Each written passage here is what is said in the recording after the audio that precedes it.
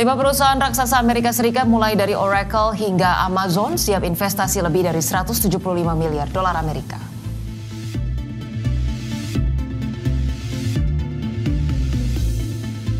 Badan Pusat Statistik mencatat pada Maret 2025 jumlah penduduk miskin di Indonesia mencapai 23,85 juta orang.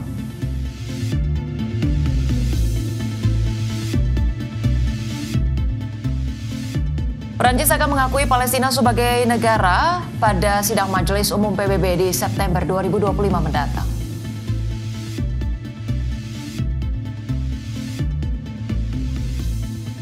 Halo pemirsa, kembali bersama kami di Prime Market Highlights bersama saya Fajar Royong dan tentunya rekan saya Rosalin Chiu. Iya, Fajar apa kabar?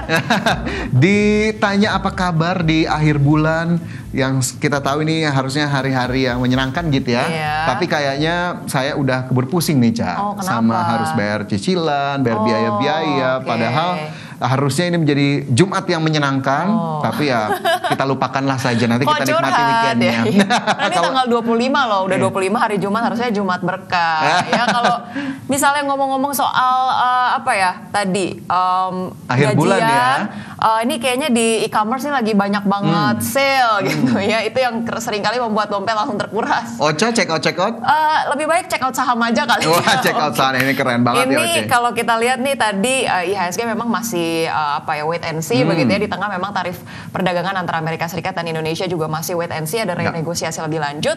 Tapi kalau kita lihat tadi ada update terkait dengan pelemahan IHSG cukup dalam gitu ya di beberapa waktu sebelumnya, karena ada BBNI yang drop cukup dalam, ternyata labanya turun sekitar 5% dan berpengaruh terhadap sahamnya juga nih, turun cukup dalam. Mungkin bisa diamati juga nih apakah merupakan entry level yang tepat gitu ya. Oke, jadi weekend ini bisa untuk lihat-lihat lagi portofolinya gimana untuk kemudian berstrategi di minggu depan ya pemirsa. Dan pemirsa tentunya selain informasi yang tadi sudah kami hadirkan sedikit begitu ya, informasi update lainnya akan kami hadirkan untuk Anda. Iya pemirsa, Anda juga dapat menyaksikan kami melalui live streaming di idxchannel.com bersama saya Rosalin Chiu. Dan saya Fajar Royong, inilah Prime Market Highlights.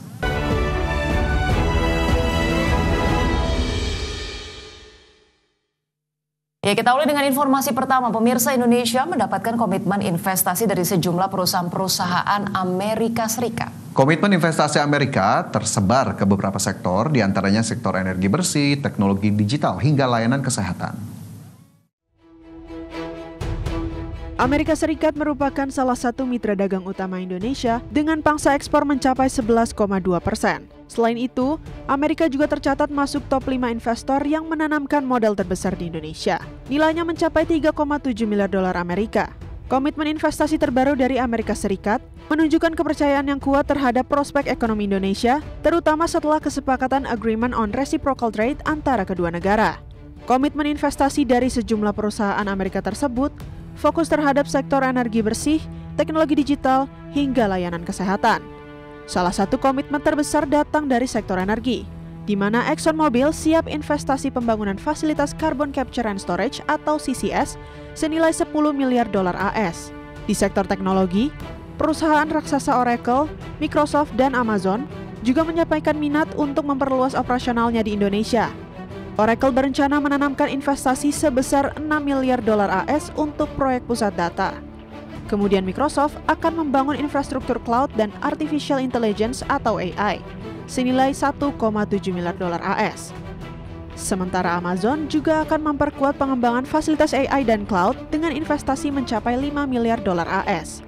Sementara investasi di sektor kesehatan, General Electric melalui GE Healthcare akan bekerja sama dengan Kalbe Pharma untuk membangun pabrik CT scan pertama di Indonesia dengan investasi tahap awal mencapai 178 miliar dolar AS. Komitmen investasi perusahaan Amerika Serikat tersebut menjadi modal dasar kesepakatan yang akan memperkuat keseimbangan internal dan eksternal, menjaga neraca perdagangan tetap terjaga, penciptaan lapangan kerja, serta memperluas perjanjian Agreement on Reciprocal Trade Amerika Indonesia. Dari Jakarta, IDX Channel. Pemirsa, Menteri Koordinator Bidang Perekonomian Erlangga Hartarto mengungkapkan alasan kuat Indonesia tetap harus membeli 50 pesawat Boeing. Pembelian itu menjadi bagian dari kesepakatan diskon tarif resiprokal yang diberikan Presiden Amerika Serikat Donald Trump. Orang nomor 1 di Amerika tersebut akhirnya menurunkan tarif impor untuk produk Indonesia dari 32% menjadi 19%. Menko Erlangga menjelaskan pembelian 50 pesawat dari Boeing adalah kesepakatan lama. Ia menegaskan itu adalah kontrak Garuda Indonesia yang baru terkirim 1 pesawat. Kesepakatan itu sempat terkendala karena Garuda terjerat masalah korporasi. Ini membuat emiten berkode saham GIAA itu berada dalam status penundaan kewajiban pembayaran utang. Hadirnya Badan Pengelola Investasi Daya Anagata Nusantara kini diklaim memberikan dukungan pendanaan kepada Garuda. Oleh karena itu, perusahaan plat merah tersebut bisa melakukan rekapitalisasi sebagai bagian dari proses restrukturisasi. Mendorong peningkatan logistik interkoneksi antar pulau. Tentu interkoneksi antar pulau kita memerlukan banyak pesawat dan tentu salah satu selain yang bisa disediakan salah satunya dari Boeing agar kargo juga bisa berjalan dan tentunya trade ini akan diikuti. Menteri Perindustrian Agus Gumiwang Kartasasmita mendukung fasilitas pembebasan tingkat komponen dalam negeri atau TKDN yang hanya berlaku untuk produk dari sektor telekomunikasi, data center, dan produsen alat kesehatan yang menjadi kesepakatan dagang antara pemerintah Indonesia dan Amerika Serikat. Menurut Menperin, TKDN merupakan persentase nilai komponen lokal yang digunakan dalam suatu barang atau jasa yang diproduksi di Indonesia untuk mendorong penggunaan produk dalam negeri, sehingga mengurangi ketergantungan impor. Ia memastikan pemerintah akan mengutamakan kepentingan nasional dalam setiap kesepakatan. Ini masih dibicarakan oleh kedua pemerintah. Ya, tentu pemerintah pasti, ya saya jamin akan selalu mengedepankan kepentingan nasional, akan selalu mengedepankan kepentingan nasional. Itu bisa dipastikan. Ya, sehingga saya minta bahwa masyarakat, khususnya juga para pemain-pemain industrialis untuk sabar sampai kita mendapatkan detail kesepakatan antara kita Indonesia dengan. Pemirsa, Wakil Ketua Komisi 1 DPR RI Dave Laksono menanggapi soal transfer data pribadi yang disebut menjadi salah satu poin tertera dalam kesepakatan dagang antara Republik Indonesia dengan Amerika Serikat. Dave menegaskan setiap kesepakatan dengan negara manapun harus sesuai dengan Undang-Undang Perlindungan Data Pribadi.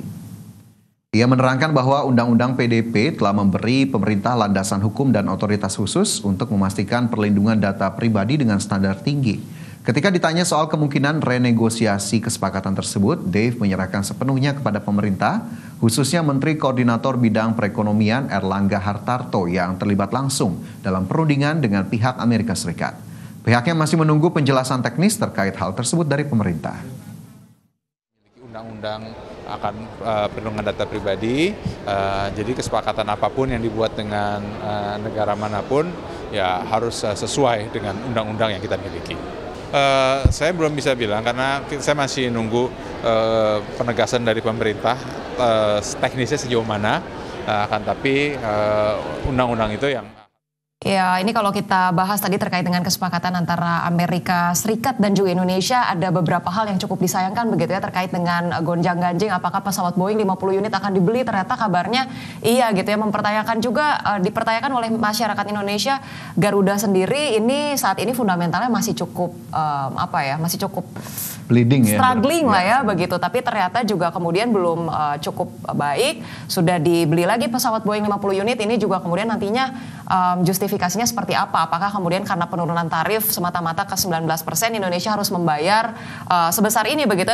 Belum lagi ada tadi terkait dengan TKDN begitu. Ini jangan sampai kemudian solusi ataupun regenerasi jangka panjang akhirnya dikorbankan demi yang jangka pendek begitu ya. Iya, TKDN dan data pribadi tentu ini menjadi persoalan, mengundang kontroversi, menuai polemik karena kalau TKDN-nya dilonggarkan dengan sebegitu masifnya begitu ya, apa kabarnya kemudian dengan investasi yang harusnya datang ke dalam negeri untuk kemudian membangun pabrik, apakah kemudian akhirnya produk-produk Amerika seperti iPhone dan lain-lain ini bisa merajalela jual bebas saja, kita lagi-lagi jadi pasar atau seperti apa? Nah, ini yang kemudian harus difikirkan kembali, apakah kemudian ada peluang untuk kemudian tetap menjaga salah satunya dari TKDN itu tetap berada dalam level tertentu.